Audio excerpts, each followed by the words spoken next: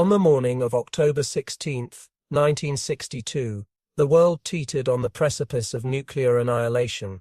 But this story wasn't just unfolding in government offices or war rooms. It was happening at sea, in the tense waters between the United States and Soviet Union. Most people know about the Cuban Missile Crisis as a Cold War confrontation of politicians and world leaders. But few understand the extraordinary naval drama that played out beneath the surface, where sailors, often just young men in their 20s, held the potential fate of humanity in their hands.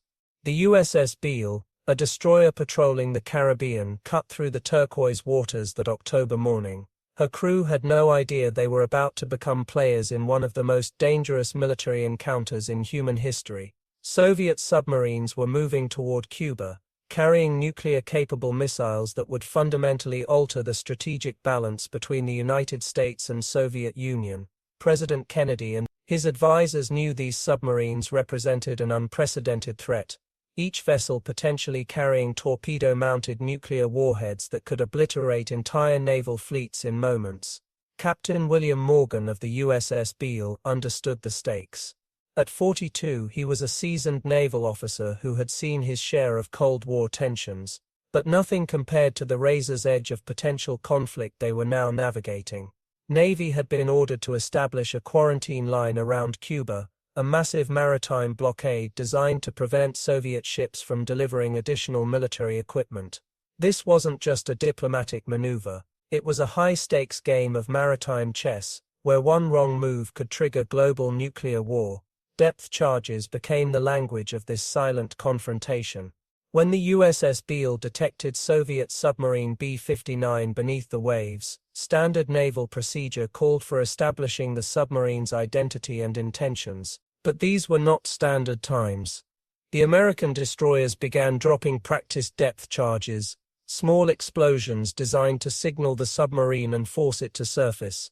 What the Americans didn't realize was how close they were pushing the Soviet submariners to a point of no return.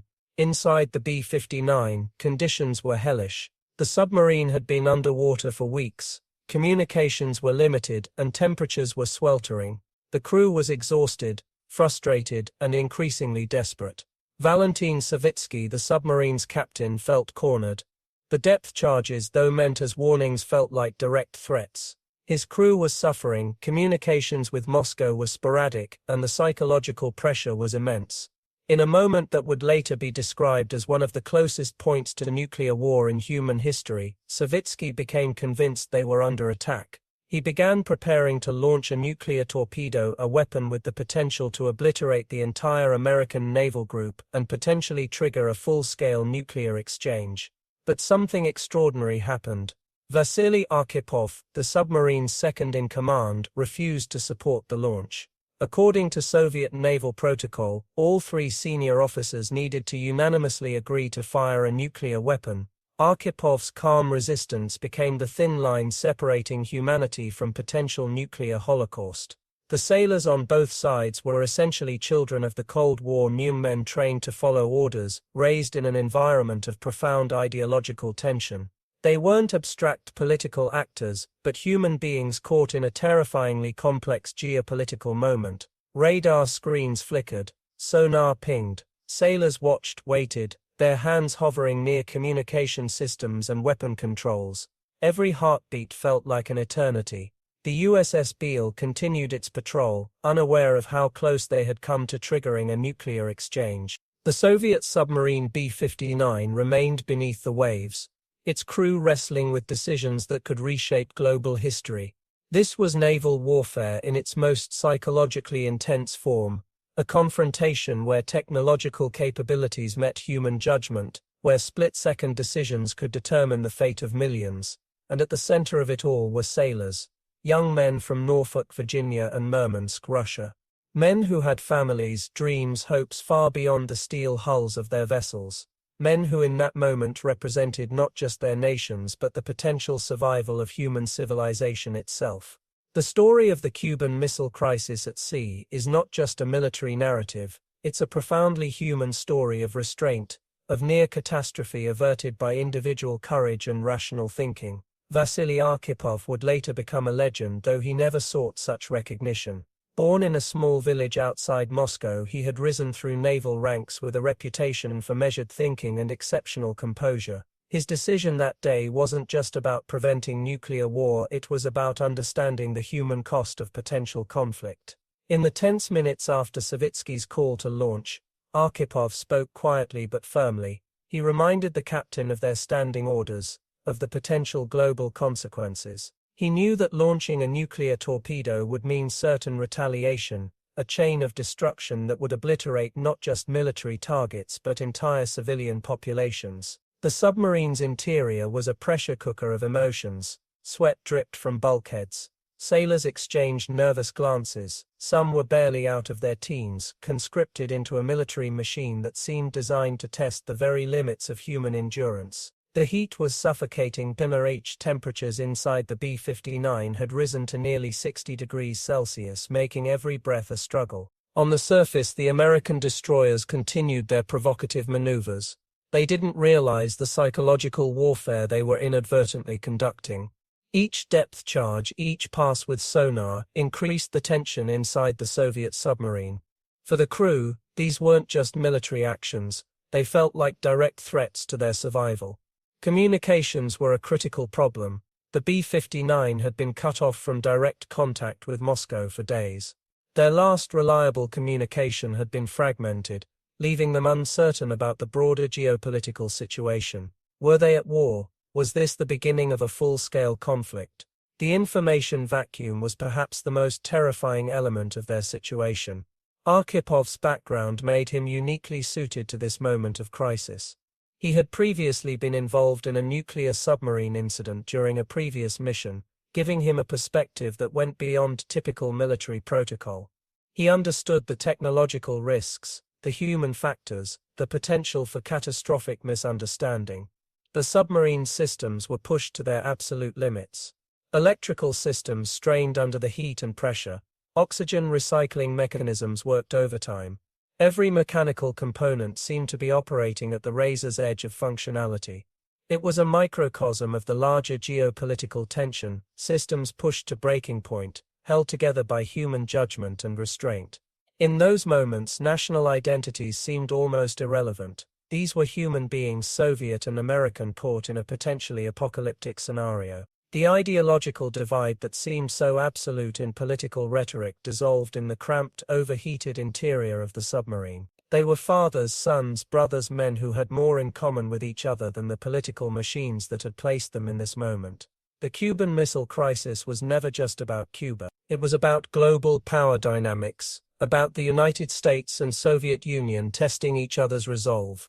The naval confrontation was a physical manifestation of an ideological conflict that had been brewing for decades. Nuclear weapons had transformed warfare from a territorial contest to a potential extinction-level event. Arkipov's resistance was more than a military decision, it was a profoundly philosophical moment, a choice to prioritize human survival over institutional orders. In a system designed for absolute obedience, he chose reason. In a moment where panic could have triggered global destruction, he chose calm. The psychological dynamics inside the submarine were complex. Some crew members supported Savitsky's aggressive stance, others were terrified of potential retaliation. The chain of command, usually so clear in military structures, became fluid and uncertain. Human emotions, fear, pride, uncertainty, became as significant as any tactical manual. Global tensions had been building for months. The placement of Soviet missiles in Cuba was a direct response to American missiles in Turkey. Each side saw their actions as defensive, yet they were perceived as aggressive by the other.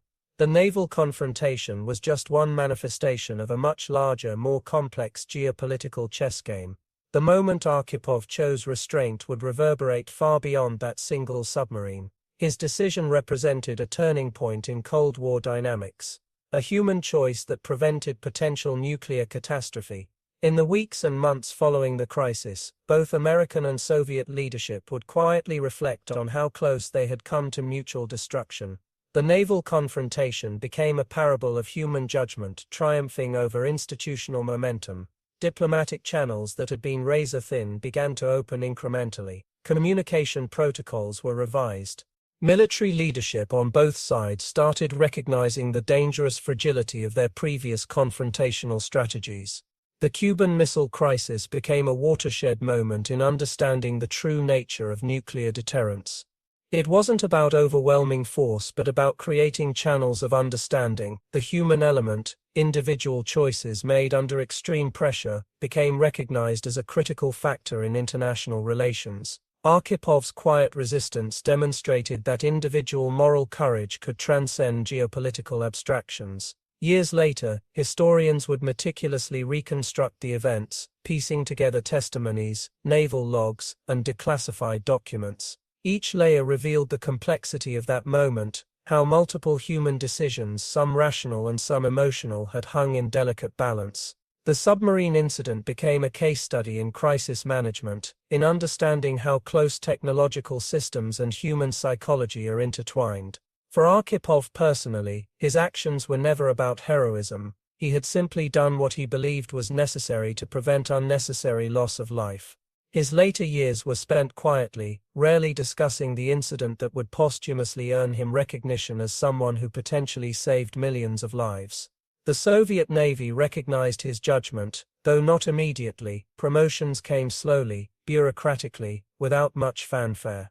He continued serving, committed to his profession and his understanding of military responsibility. When the Soviet Union eventually dissolved, the full complexity of Cold War tensions began to emerge. Documents were declassified, personal accounts were shared. The rigid ideological boundaries that had seemed so impenetrable began to dissolve, revealing human stories of complexity, nuance, and occasional unexpected wisdom. Archipov's story became more than a historical footnote. It represented a fundamental truth about human potential, that in moments of extreme pressure, individuals can choose reason over reactivity, dialogue over destruction. His decision was not about heroic grandstanding, but about a deep, almost instinctive understanding of shared human vulnerability.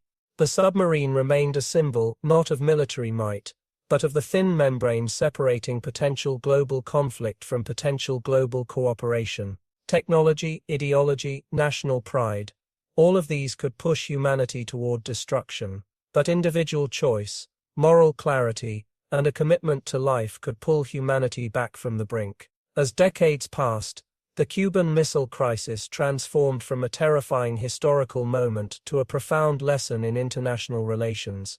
It demonstrated that diplomacy is not about winning, but about understanding, not about overwhelming force, but about creating spaces for dialogue. Archipov's legacy was not in grand monuments or political speeches, but in the quiet understanding that every human decision carries profound consequences. In the tight, overheated compartment of a submarine facing potential nuclear conflict, he had chosen humanity, and in that choice, he had written a different possible future. In the years following the Cold War, Archipov's story slowly emerged from classified archives, becoming a whispered narrative of near-apocalyptic prevention. Younger generations would learn about those critical moments not as abstract historical events, but as deeply human stories of choice and consequence. His wife Olga, who had waited through years of uncertain naval deployments, understood perhaps better than anyone the quiet heroism of her husband. She preserved his letters, his memories, the subtle evidence of a life dedicated to principles beyond political rhetoric. When international tensions would rise again in later decades, scholars and diplomats would quietly reference Archipov's moment of restraint. His decision became a philosophical touchstone, a reminder that complex global systems are ultimately navigated by individual human beings with their own moral compasses. The submarine itself became a metaphor in a space where global tensions could either explode or be diffused by wisdom, empathy, and an understanding of our shared human vulnerability. Arkhipov had not just prevented a potential nuclear exchange, he had demonstrated that humanity could transcend its most destructive impulses. In quiet moments when the weight of potential global conflict seemed overwhelming, his story would resurface, a testament to the power of individual moral courage, not as a heroic narrative, but as a profound illustration that in our most challenging moments compassion and reason can prevail. The world would continue to change, but the fundamental lesson remained: human connection, understanding, and the capacity for empathy could always provide an alternative to destruction.